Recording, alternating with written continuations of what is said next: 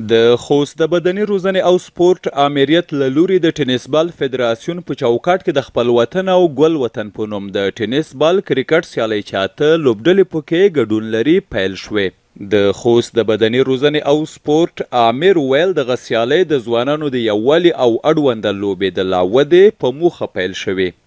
په دې لاره چې دا ځوانان او د دولتي ادارې دوی باید په خپل منځ کې همغږي وي او یو بل وپیژني، یو بل ته احترام ولري او خوست ځوانان ورزشکاران را بیداره شي، د خپل ولس سره د خپل حکومت سره څنګ په څنګ ودرېږي.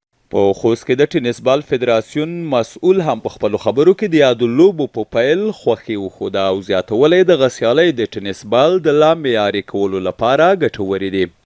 هدف مو د دغه سیالیو څخه دا دی چې تاسو وینئ په خوست کې ټینس زیاتره کیږي، بیخي زیات ټینس دی، خو د دې ټینس د مسلکي کولو لپاره دا زموږ لومړی هڅه ده دا چې ټینس کرکټ بیخي په زیاته پیمانه کیږي، خو د مسلکي کېدو لپاره یې کوم کار نه و ترسره شوی. موږ دا لومړی هڅه ده، انشاءالله دا هڅې به دوام مومي او تر څو موږ ټینس کرکټ معیاري کړو، موږ د نړۍ سره په ټینس کې هم لکه څه ډول چې هانډبال کرکټ کیږي موږ مقابله وکړو.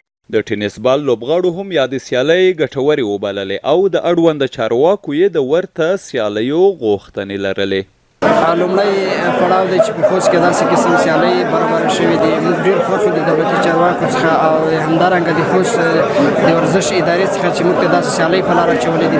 نو د دې څخه هیله ده چې داسې نورې سیالۍ هم موږ ته په آینده کې برابره کړي تر څو موږ د خوست ښه لوبغاړي په دې کې مصروف شي او د نشهیي توکو څخه د لوبو ته موږ ډېر خوښ یو او ډېر خوندورې لوبې وي.